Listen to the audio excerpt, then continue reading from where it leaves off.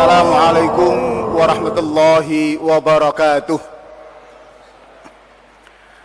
Alhamdulillah, alhamdulillahilladzi hadana lihadza wa ma kunna linahtadiya laula an hadanallah. Asyhadu an la ilaha illallah wahdahu la syarika lah wa asyhadu anna Muhammadan abduhu wa rasuluhu la nabiyya ba'dah.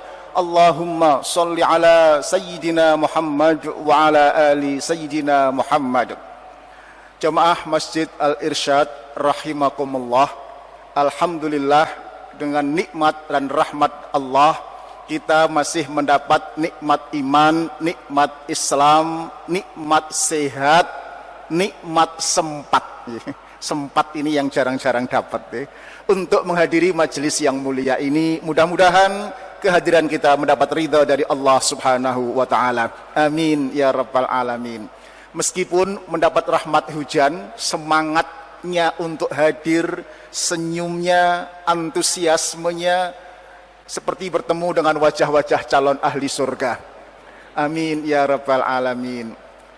Jamaah rahimakumullah. Sebagai mukmin yang waras, yang sehat, ya, pasti akan tergelitik untuk menjawab tantangan Ahok. Kira-kira begitu. Dengan berbagai cara.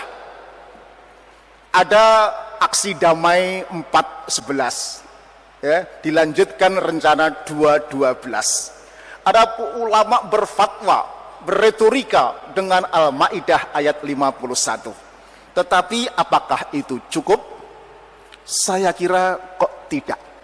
Ditangkap atau tidak, masih ada PR yang tersembunyi, ya. Kalau ditantang mana pemimpin dari Islam yang kapabel untuk menggantikan selevel dia, kita masih tanda tanya besar. Artinya menjawab tantangan Ahok tidak cukup hanya dengan retorika dan kata-kata, tetapi harus dengan karya nyata. Karya nyata itu sebetulnya sudah kita cerminkan dalam doa kita saben hari. Rabbana hab lana min azwajina wa dzurriyyatina qurrata a'yun. Ya. Sampai di sini insyaallah doa kita sudah dikabulkan. Mendapat anak cucu yang menggembirakan, menyenangkan hati-hati kita. Betul? Saya dapat cucu baru 2, Masya Allah. Kalau cucu di rumah itu lali tonggo, lali bojo, lali utang. Nek putune ilang, iling neh utange. Qurrata ayun. Tetapi yang belum saya kira, waj'alna lil muttaqina imama. Ya Allah, jadikanlah anak cucu kami imam bagi orang-orang yang bertakwa. Imam, muttaqin saja susah, ini imam. Ini saya kira tanda tanya besar, big question. Apakah kita, orang tua, keluarga, ayah, sudah mampu menghantarkan anak cucu imam bagi orang-orang yang bertakwa? Kata sederhananya adalah anak-anak yang tidak hanya soleh untuk dirinya, tetapi muslih untuk lingkungannya, entah tempat dia bekerja dan lain sebagainya. Ini sekali lagi PR besar. Saya kira di daerah ini juga masih banyak terlihat di Indonesia, di mana kakeknya tokoh ulama besar, ya, ayahnya juga tokoh dakwah besar, ya, tetapi giliran anaknya sudah tidak mampu kiai sama sekali. Ada? Sudah enggak mampu ulama sama sekali, malah ada yang mampu narkoba misalnya. Naudzubillah min dzalik. Nah, harapan tadi tidak salah, tetapi tidaklah mudah. Mengapa? Tidak mudah satu. Hari ini panutan anak-anak kita banyak sekali. Jauh berbeda dengan zaman saya waktu kecil. Itu panutannya beberapa. Kalau enggak ayah, guru di sekolah, atau kiai, guru ngaji sore hari. Betul? Itu panutan kita. Hari ini tawaran panutan anak-anak kita, terutama dari cyber IT, luar biasa. Secara evolutif, pelan-pelan akan berubah menjadi cybercrime, tahap kedua cyber prophetic, tahap ketiga cyber religion. Apa? Teknologi IT menjadi alat kriminal. Hari ini penipuan, ya, mohon maaf, pemerkosaan, ya, itu berangkat dari cyber crime ini. Masih ingat di Kalibokor yang satu orang dikeroyok oleh 8 orang, paling kecil kelas 3 SD? Bu Risma bertanya, kok iso toli speechless gitu. Apa jawabnya? Sopo sing marai le? Nak, sing marai adalah warnet. Ya, it's pengakuan. Saya bersyukur ketika Kominfo menutup 2000 situs porno. Alhamdulillah. Tetapi kemudian kegembiraan saya tidak berlangsung lama karena ternyata situs porno yang baru itu lahir 1 juta per tahunnya. Jangan kaget kalau panjenengan misalnya lagi search urusan Ahok, tung, tiba-tiba ada iklan nongol, gitu. Yang setengah telanjang, ya, yang misalnya iklannya Anda kecil, misalnya, ya Allah, siapa gitu. Itu muncul semua. Berikutnya adalah menjadi cyber prophetic. Artinya apa? Tontonan jadi tuntunan, tuntunan jadi tontonan. Secara evolutif ini bisa dijelaskan secara ilmiah. Kenapa? Gambar IT yang berwarna, bergerak, bersuara, tingkat efektivitasnya mencapai 60%. Sehingga nonton media IT, televisi, itu melibatkan emosi kita. Senang ikut tertawa, sedih ikut menangis. Betul? Bapak-bapak nonton bola, hati-hati, gelas singkirkan. Itu kaki ikut gerak-gerak dia. Ya? Itu kalau nonton televisi. Tetapi dengar ceramah seperti ini, dari mulut ke telinga, itu tingkat efektivitasnya hanya 10%. Ceramah 1 jam nyanto 10 menit udah untung-untungan. Alih-alih ini yang sunnah, yang khutbah Jumat fardu ain, saya lihat banyak khotibnya baru pembukaan, ya, jamaahnya sudah paham semua. Teklu, tes begitu. Sampai ada ungkapan kalau bapak-bapak sulit tidur, nggak usah repot-repot cari obat tidur, silahkan datang Jumatan. Langsung ngantuk biasanya. Ya Allah. Itu oleh karena itu maka banyak yang kemudian tontonan jadi tuntunan, menjadi profetik. Bukan lagi nabi tuntunannya, tetapi IT menjadi panutannya. Berikutnya ada cyber religion. Kata orang bahwa IT cyber bukan lagi the second God, tetapi the first God. Tuhan pertama yang lebih dipatuhi ketimbang Tuhan yang maha kuasa.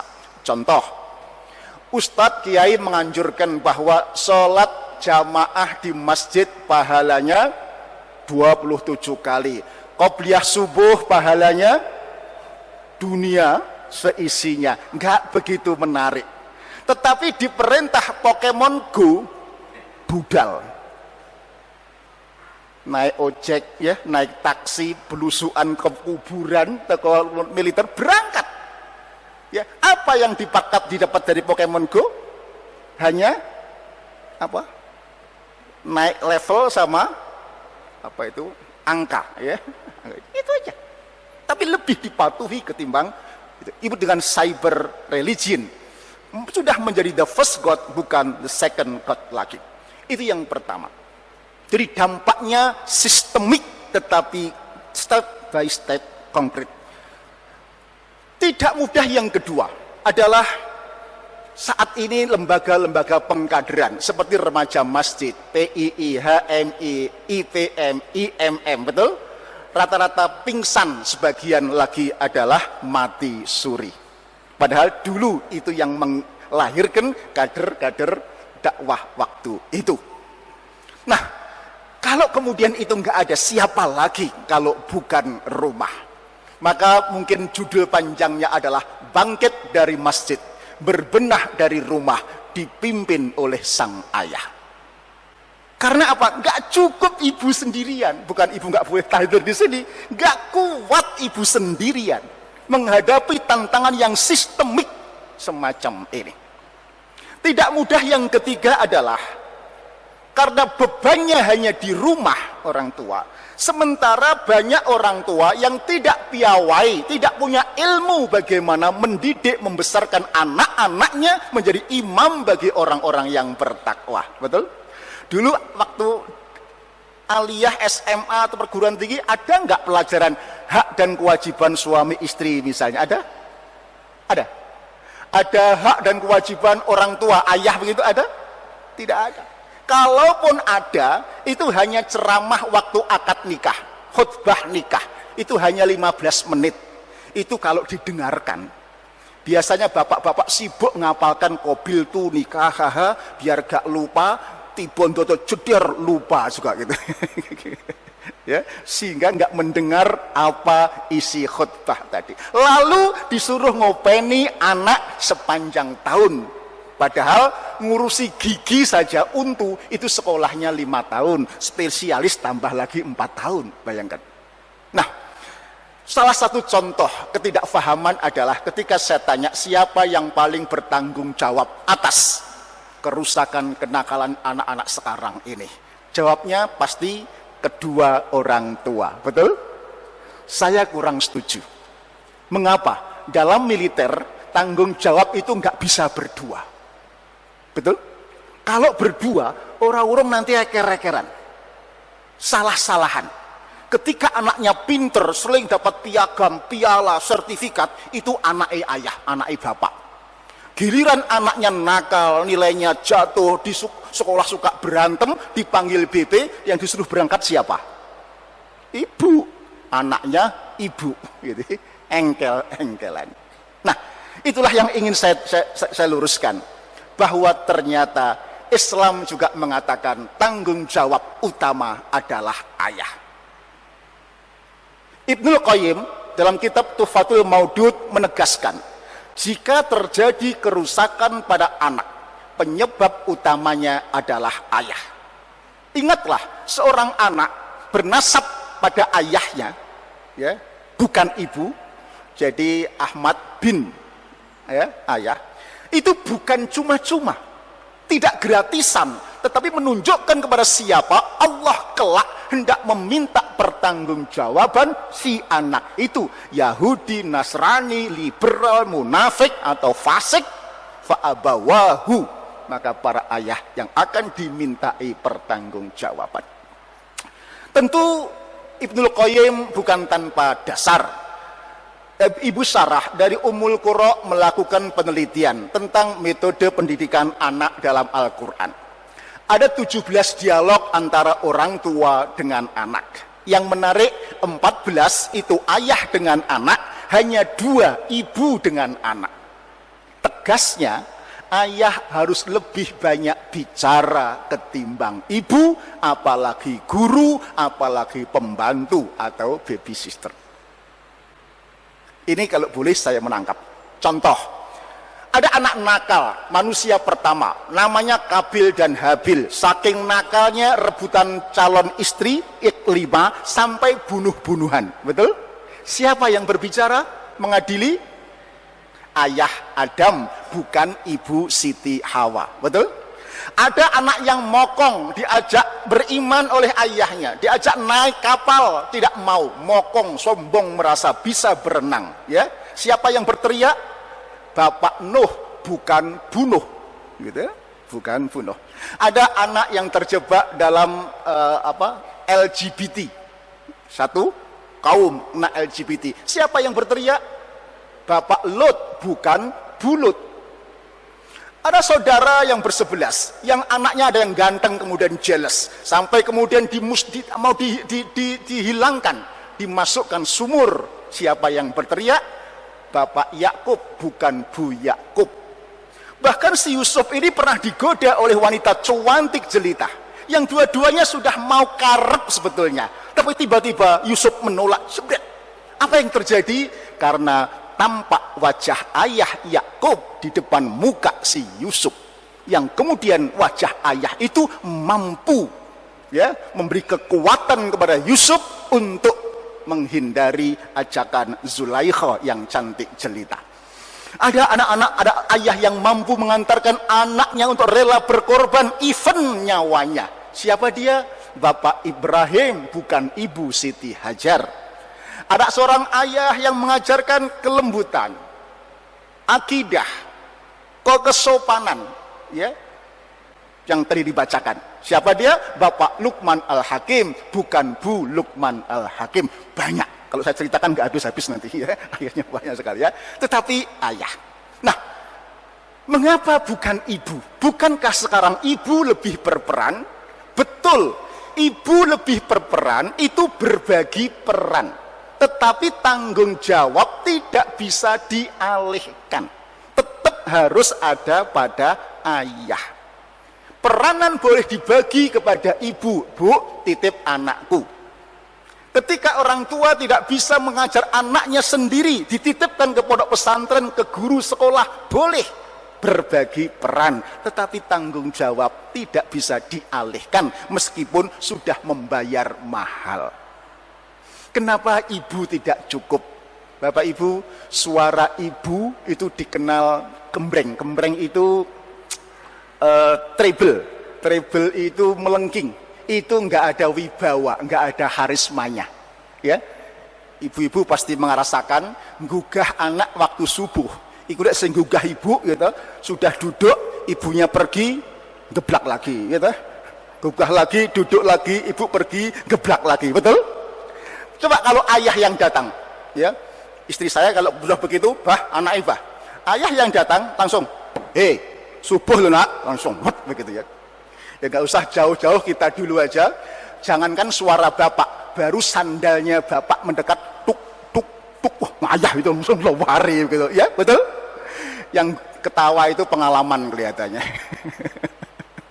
Oke, ayah aleh-aleh suaranya, terompahnya saja sudah ada wibawanya. Artinya apa? Suara ayah yang berharisma itu menjadi kekuatan untuk membangun ketegaran, kepatuhan, visi, ya, tanggung jawab, mendampingi ibu yang penuh dengan kelembutan dan lain sebagainya.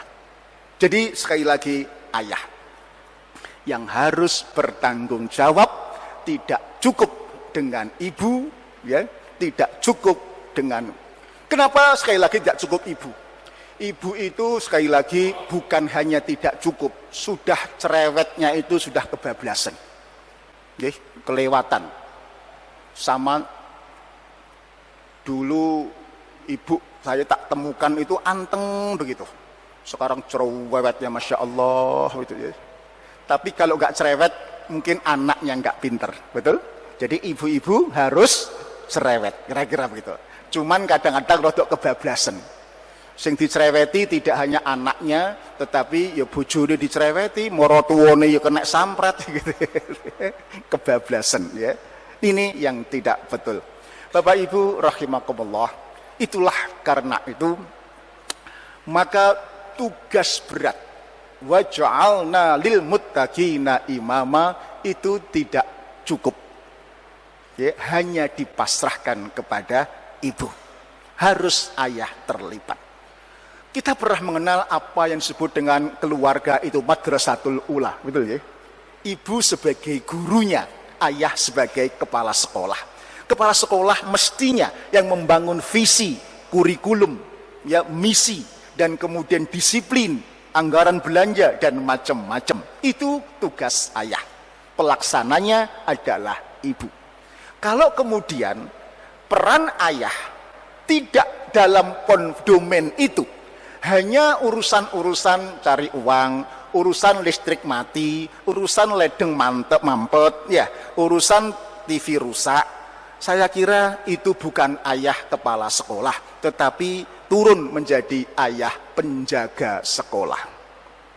Pak Bon, kira-kira begitu. Nah, itu prinsip penting yang tidak saya sampaikan. Nah, sayangnya ada fenomena baru, ada gejala baru. Penelitian di dua tempat yang menghindar, menjauh dari Al-Quran, ya, kesimpulannya beda, substansinya hampir sama. Di Ummul Qura, Bu Sarah tadi melakukan penelitian lanjutan. Mengapa banyak anak nakal? Karena ada fenomena ayah bisu.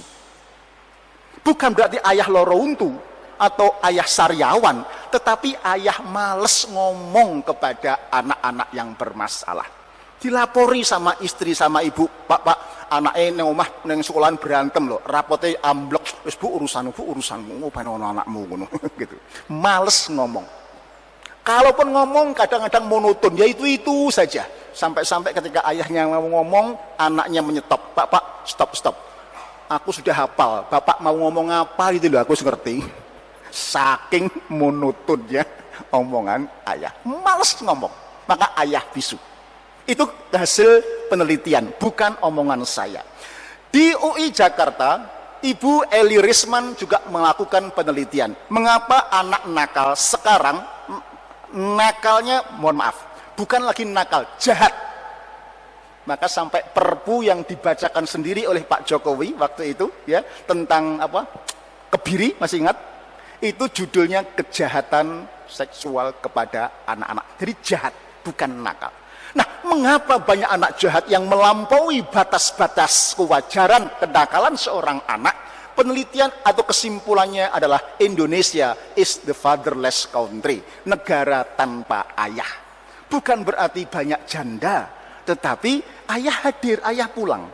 Tetapi tidak hadir secara emosional dan spiritual dalam waktu dan jumlah yang cukup. Mulai ya mulai, tapi monoton. Odili, pulang pak, sekolah li, ya pak, sarapan li, ya pak, gitu ya. Nggak ada pelukan, nggak ada kasih sayang, nggak ada sentuhan emosional atau spiritual. Diteliti, ayah dan anak di Indonesia rata-rata hanya ketemu 19 menit. Bagaimana diharapkan jadi ayah hanya 19 minutes as a father? Tentu tidak akan bisa banyak berbuat apa-apa. Nah, sedikit kalau boleh saya simpulkan sebelum waktunya Isya adalah Al-Quran mengatakan domain terbesar pendidikan Al-Quran dalam Al-Quran yang diceritakan berulang-ulang dalam kisos, dalam berbagai kisah-kisah utama adalah ya, ayah lebih banyak berbicara ketimbang anak. Ayah yang paling bertanggung jawab, kata Ibnul Qayyim, terhadap ananda. Jadi pemimpin atau pembantu, jadi bos atau jadi jongos, jadi jenderal atau kopral, jadi presiden atau pesinden, jadi Yahudi, Nasrani, liberal atau yang lain-lainnya, ayah. Kemudian yang kedua, ada fenomena yang semakin menjauh dari Al-Quran, yaitu satu, ayah bisu yang diteliti di Ummul Qura Makkah. Yang kedua adalah fenomena Indonesia is the fatherless country. Ada fenomena Indonesia negara tanpa ayah. Dari dua kesimpulan ini, maka sudah selayaknya kalau kita mau memperbaiki negara ini, mau menjawab tantangan Ahok adalah, wahai para ayah, mari kembalilah menjadi pemimpin penanggung jawab untuk berbenah dari rumah dan bangkit dari masjid. Bapak Ibu yang saya hormati, saya lanjutkan tentang momentum-momentum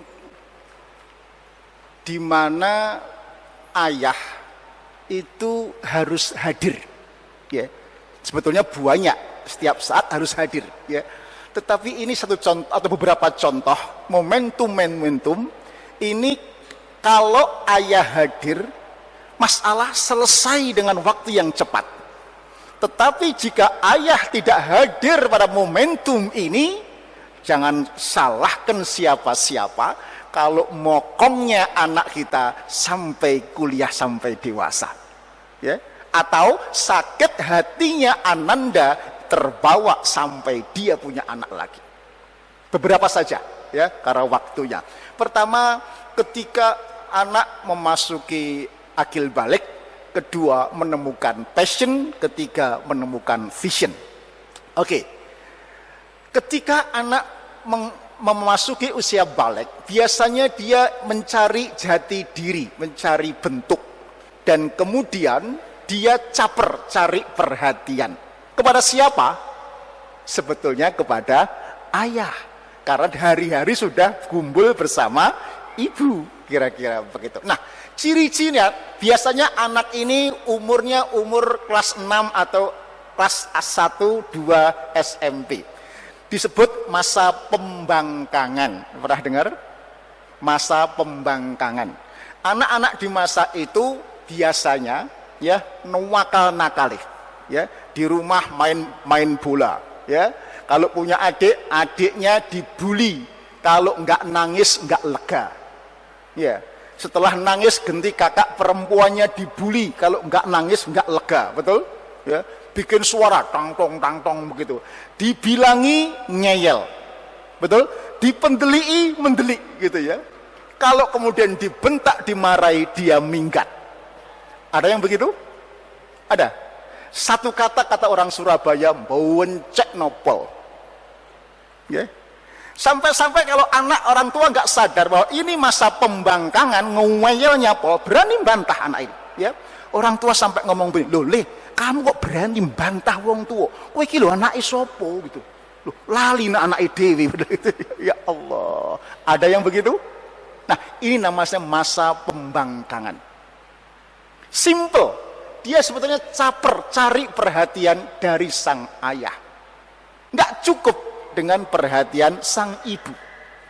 Kalau kemudian ayah turun, selesai masalah. Contoh, anak saya yang nomor 5, ya, itu model belajarnya kinestetik, artinya gak seneng belajar begini, ya, disuruh belajar 5 kali ya pindah 5 tempat gitu, mau gitu ya, mangel belajar itu, nakali lumayan, ya, suka membuli adiknya, kalau nggak nangis nggak lega, habis itu bikin suara, habis itu membuli kakaknya sampai nangis nggak lega, namanya Nukman, gitu ya.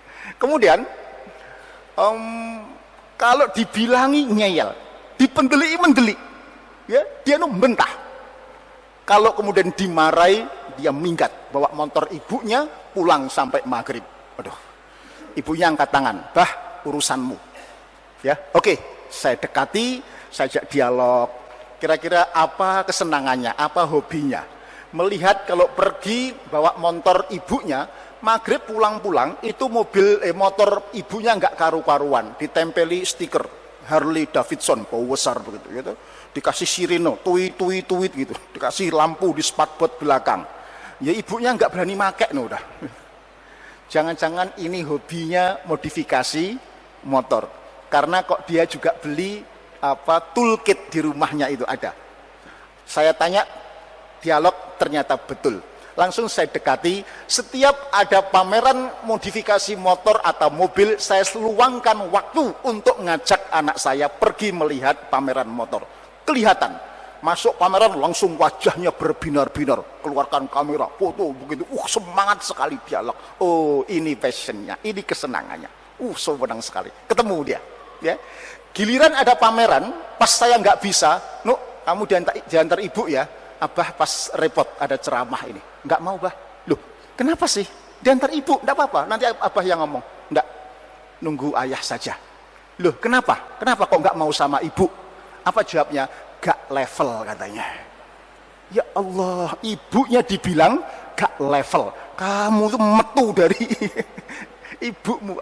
Maksudnya gak level adalah ibu tidak bisa diajak diskusi soal modifikasi motor atau mobil. Ibu gak paham apa itu velg racing, knalpot breng, ya, setir yang ini, spionnya ini kan gak paham dia itu, gitu, gak paham. Sehingga gak mau sama ibunya. Ya udah, saya antar kemana-mana, saya belajar golf, tak ajak main golf, cukup bagus mainannya, ya. Nah, saya diajak diskusi setiap di mobil berdua. Diskusinya pun saya tidak anggap anak itu anak kecil, meskipun anaknya kecil, tetapi saya diskusi level dewasa. Kalau kamu bisa modifikasi motor sepeda, ya, itu cocok dengan pembeli, maka pembeli itu akan tidak sensitif price, berapapun akan dibeli, kira-kira. Wah, dia semangat. Akhirnya dia merangkai sendiri sepeda, apa itu? Sepeda yang dulu rame-rame, sepeda Ini loh. Sepeda yang mundur bisa itu loh, apa namanya? Sepeda gunung. Ya. Ya, sepeda apa? Ya, gitu. Ya, itu yang benar. Dia rangkai sendiri, akhirnya dia dapat harga setir dari sini, kemudian velgnya dari sana, beli gitu, dia dapat kualitas bagus dengan harga yang murah dan ditawar oleh temannya harganya jauh lebih tinggi dari modalnya. Dia semangat sekali. Ya. Nah, Bapak Ibu, nggak berlangsung lama, dalam waktu 4-5 bulan, anak itu sudah hilang nakalnya tadi. Ya, Sabtu Minggu nggak pernah kemana-mana, habis cuci motornya tengok-tengok di rumah sampai sore nonton TV dan macam-macam begitu. Gantian saya yang bingung, loh nak, kamu kok nggak keluar, nggak main kemana-mana, gitu? Kenapa? Ya nggak bah, loh kenapa? Kok nggak main jalan kemana-mana? Apa jawabnya? Sudah diajak Abah katanya. Sudah diajak Abah. Selesai 4-5 bulan. Ayah hadir.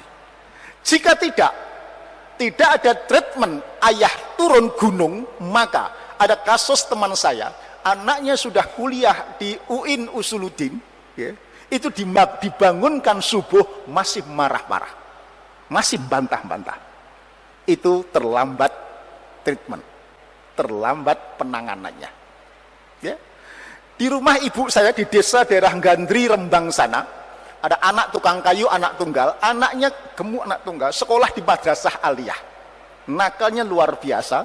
Kalau minta uang nggak diberi untuk modif motornya, dia mecah kaca. Padahal itu kaca pesanan dari tetangga-tetangganya. Terakhir minta uang nggak dikasih, ayahnya ditendang dadanya sampai pingsan masuk rumah sakit.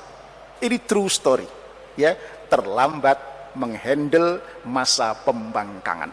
Terlambat. Ada yang lain lagi. Ketika si anak minta perhatian dari ayahnya, caper. Tiba-tiba ayahnya pulang kantor. Ya, karena capek, ini rewel, langsung dipukul plak begitu. Ya, ada yang begitu? Ya, main kasar. Ini hati anak yang pecah, yang luka ini tidak bisa sembuh dalam waktu 1-2 tahun. Banyak kisah nyata yang ini masih pecah luka hatinya sampai si anak punya anak lagi. Artinya hubungan dengan cucunya menjadi tidak mesra lagi karena hatinya terluka oleh pukulan sang ayah. Bayangkan anak ini lagi ngalem-ngalemnya, caper, minta perhatian dari ayah yang sibuk terus. Ditunggu-tunggu sampai sore sampai malam, datang-datang tidak dipeluk malah dipukul. Sakit hatinya itu sampai keturunan berikutnya. Jadi jangan, ini kisah nyata ya, jangan abaikan urusan masa pembangkangan ini. Baik, contoh satu. Contoh kedua, menemukan passion, bakat Ananda. Bapak Ibu yang berbahagia, kenapa anak-anak kita kalah hebat dengan anak Jerman, ya, anak-anak di Singapura, di Malaysia, atau di Australia, atau di negara maju yang lain? Apakah anak-anak kita bodoh? Tidak.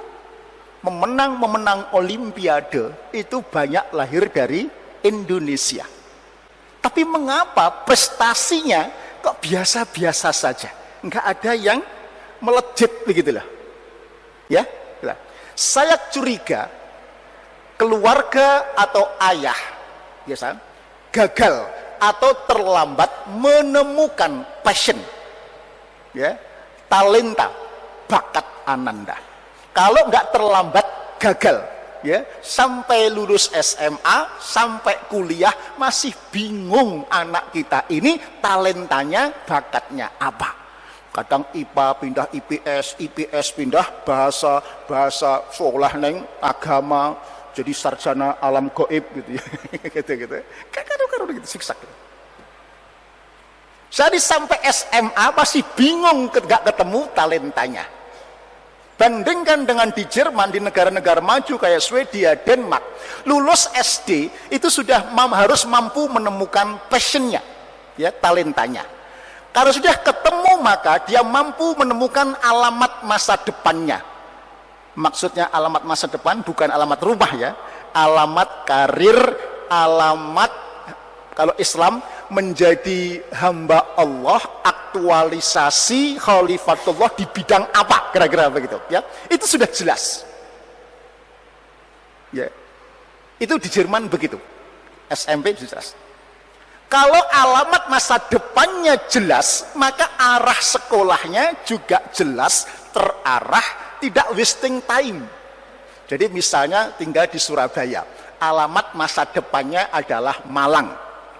Maka kemudian anak-anak Jerman itu kalau sekolah SMP-nya kira-kira di Pandaan, SMA-nya di Lawang, perguruan tingginya di Singosari, sehingga nggak lama kemudian dia sampai ke Malang. Jelas? Berbeda dengan kita, karena passionnya nggak ketemu, alamat masa depannya GJ gak jelas, ya, maka SMP-nya ya suka-suka. Yang babat, ya, SMA neng Tuban, perguruan tinggi nang Semarang. Sampai Semarang baru sadar, loh, alamatku Malang ternyata. Bingung dia muter sok neng Ngawi, Madiun, kemudian lewat Kediri, Batu, sampai, ya, kemudian sampai Malang. Sampai Malang enggak? Sampai, tetapi umurnya sudah 50 tahun, hampir pensiun. Ya, wis gak jadi apa-apa. Maka jangan kaget kalau di Jerman itu banyak dokter di usia 25-27 tahun. Karena apa? Yang meneruskan di S1, S2 itu orang-orang yang jelas, akademiknya hebat, logika matematikanya bagus, ke sana, ya. Maka banyak yang kemudian S3 usia 25 tahun, 35 tahun sudah jadi guru besar dan sebagainya. Kalau matematika logikanya nggak pinter, ya sudah, nggak usah SMP, SMA, dia ke SMK. Maka di sana 21-24 tahun sudah jadi teknisi yang go internasional. Keren-keren, ya, nggak miskin, nggak rembes-rembes, nggak. Itu karena mampu, ya, menemukan passion, dan lembaga pendidikan pemerintahnya menyediakan sarana, ya. Misalnya vocational school, sekolah-sekolah kejuruan di sana juga dihargai luar biasa. Swasta harus menerima magang vocational school atau SMK tadi, ya. Kemudian ngasih sertifikat, menampung alumni-alumninya, sehingga nggak semua berbondong-bondong ke SMA. Maka kalau anak Jerman itu ke SMA, itu pasti otaknya encer, matematikanya hebat, maka lulus mesti cum laude. Kalau kita kan enggak, makso, ya, pinter gak pinter, SMA, kuliah. Makanya IP-nya jarang yang cum laude, tetapi banyak yang kemelut. Kalau di sana summa cum laude, di sini semua kemelut. Kira-kira begitu, ya Allah. Ya karena itu. Jadi passion. Nah, bagaimana menemukan passion, saya kira itu PR tersendiri. Jadi satu pembicaraan tersendiri di buku itu saya sebutkan. Misalnya mulai dari kecil dilihat apa yang dia kuasai. Ya, anak-anak itu kan beda. Bahasa sekarangnya gatean. Tahu gatean? Gatean itu bahasa Jerman ini. Gatean itu cepet nyantol, cepet paham, ya. Ada anak kita yang pinter gambar, ada yang gatean bidang bahasa, ya, ada yang pinter urusan matematika, betul? Nah, ini apa yang dia kuasai. Kedua, apa yang dia bicarakan, ya. Kalau ngomong gitu dia suka ngomong apa? Ngomong ini nggak amper, tapi diajak ngomong B, wah dia semangat sekali, gitu. Apa yang dia lakukan? Kalau waktu longgar dia melakukan apa? Barangkali itu talentanya. Apa yang dia miliki, ya, dia punya uang tabungan, diminta ibunya beli apa nggak boleh, tapi tiba-tiba dia beli sesuatu, entah itu ternak, entah itu ikan atau toolkit. Nah, barangkali itulah passion anak-anak kita. Kira-kira paling gampang ngetesnya adalah apa yang dia pelajari atau yang dia kerjakan sehingga dia tidak ada rasa capek. Tidak ada rasa capek.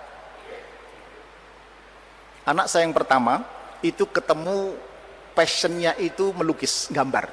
Mulai SD kelihatan gambarannya itu hidup. Ya, gambar manusia itu proporsinya hidup. Padahal bapak ibunya itu kalau gambar bebek saja itu bisanya hadap kiri, bebek hadap kanan enggak bisa. Ya kan? Yang tertawa paling juga sama itu ya. Tapi dia passionnya gambar. Ketika milih arsitek S1 lulus terbaik, S2 arsitek lulus cum laude. Ya. Nah, saya tidak cerita itu, tetapi yang menarik, ketika tahun terakhir S1 ada tugas perancangan. Semalam sering nggak tidur sama sekali, seminggu 2 kali untuk membuat rancangan gambar rumah itu ya, dari sisi A, sisi B, dari atas ya, kemudian A-birds gitu ya. Itu semalam nggak tidur, dia nggak mengeluh. Sampai neneknya itu kasihan, nggak berani tidur di tempat tidur. Kalau tidur di meja makan begitu, bangun gambar lagi. Itu sepanjang 1-2 tahun begitu, nggak mengeluh, nggak ada capeknya. Itu passion. Saya bayangkan kalau anak kita ketemu itu, tidak akan kemana-mana, pasti akan menjadi bintang, juara di bidangnya masing-masing. Nah, temukan passion itu. Yang kedua, ketiga. Setelah ketemu passion, saya juga curiga kenapa anak-anak kita itu prestasinya nggak melejit. Jangan-jangan tidak mempunyai visi. Atau punya visi tapi gak jelas. Contoh, visi yang gak jelas adalah ketika kita tanya, nak, kamu cita-citamu pengen jadi apa? Pasti jawabannya pengen jadi anak yang berguna bagi bangsa, negara, agama, tetangga, mertua. Begitu. Ini contoh visi yang gak jelas. Ya. Maksud saya berguna itu berguna sebagai apa? Ya, jangan ngerambiang begitu. Ya, makanya harus jelas visi itu. Ya, smarter, specific, measurable, attainable, realistic, ada time base-nya, ya, exciting, menarik, dan kemudian juga yang terakhir ada reward-nya, menantang. Nah, ternyata kenapa butuh visi, dan ini butuh ayah yang hadir. Karena ayah lebih tahu banyak dunia ketimbang ibu. Yang menanamkan harus ayah. Ya. Karena visi itu menjadi energizer agar anak tidak lelah untuk mencapai visi yang diimpikan tadi. Tanpa ada visi, maka hasilnya seringkali mudah patah, ya, mudah menyerah. Di Harvard Business School diteliti tahun 97. Dari alumninya itu ada 3% punya visi dan ditulis, 13% punya visi tapi tidak ditulis, sisanya 84% GJ alias gak jelas. Setelah 7 tahun diteliti, ternyata yang 3% ya, punya visi ditulis, penghasilannya 10 kali lipat ketimbang yang GJ yang gak jelas tadi. Yang punya visi tapi tidak ditulis, lumayan, penghasilannya 2 kali lipat ketimbang yang visinya gak jelas tadi. Yang gak jelas itu ya norok buntuk, apa istilahnya gelundung semprong, gitu. Pengen kuliah di mana, nak? Pas apa jari ikut aliran air mengalir sajalah, kita bilang gitu. Gak bisa. Iya kalau air itu mengalir ke lautan, lah kalau air itu mengalir ke septic tank, masa mau ikut? Bapak Ibu yang saya hormati, itu visi, menggerakkan. Tapi jangan salah paham, kadang-kadang ayah bukan lagi menginspirasi visi, tetapi mengintervensi visi. Nah, kalau yang kedua itu yang salah, yang betul menginspirasi visi Ananda. Terakhir saya akan kisahkan saja saya pribadi. Bisa seperti ini, itu karena visi almarhum ayah saya yang diinspiringkan, ya, diinspirasikan itu ketika saya kelas 2 sanawiyah di desa di pesantren Takeran. Kelas 2 sanawiyah ditanya oleh almarhum, "Nak, kamu besok besar pengen jadi apa?" Kalau lingkungan pesantren biasanya habis sanawiyah ya aliyah, yain atau mondok di pesantren yang lain. Mulai jadi guru ngaji, jadi ustadz, jadi imam, ya, jadi mudin, jadi KUA, kira-kira begitu. Mau? Saya diem saja, seolah-olah memang tidak setuju. Terus ayah nawarkan, mau? Kamu jadi insinyur, ahli teknik, tetapi kepiawaianmu dalam ceramah, dakwah, ngaji, tidak kalah dengan lulusan IAIN atau pesantren. Mau Pak, keren kelihatannya, keren begitu. Lalu ayah memberikan role model, seperti itu loh. Insinyur Syahidul Alim MSc, pernah dengar barangkali? Dosen UGM, yang kalau mentafsirkan Al-Quran dengan teori-teori atom yang canggih sekali. Langsung mimpi saya UGM untuk ketemu dengan beliau. Padahal sanawiyah desa ke UGM itu pasti nggak mudah jalurnya. Lalu untuk bisa tembus maka harus ke SMA terbaik di Madiun. Maka kemudian kelas 3 sanawiyah saya sekolah double. Pagi sanawiyah, sore SMP siang. Belum ada full day school, saya full day school sendirian. Gitu. Untuk bisa ujian di SMP 2 Madiun, untuk bisa masuk SMA 2 Madiun. Betul? Sampai di SMA 2 Madiun sekolah ditegur sama ayah. Loh nak, kamu kan sekolah umum, agamamu terus piye? Kan dulu janjinya insinyur tapi harus bisa ngaji. Di rumah maghrib sampai jam 8 subuh saya diajarin sendiri oleh almarhum bapak yang kebetulan lulusan Gontor. Ini peran ayah. Diajari seperti pelajaran madrasah aliyah, mulai nahwu shorof, tafsir hadis, mustalah hadis, usul fikih, ilmu mantik, ilmu balaghah, termasuk qiraatul Quran misalnya, ya. Diajari sendiri sepanjang kelas 3. Sampai kemudian tembus saya teknik elektro Gajah Mada, ya. Sama, di sana juga seperti tidak lelah, ya. Hari Ahad, Sabtu Ahad saya belajar dai di pendidikan kader Masjid Syuhada jam 6 pagi sampai jam 6 sore, ya. Setiap hari Ahad sepanjang 1 tahun. Tahun kedua ikut HMI, tahun berikutnya ikut PNBI atau FOSI. Tahun keempat kelima mondok di Padepokannya Pak Amin Rais waktu di Padepokan Budi Mulia, ya. Kemudian keluar ke Surabaya.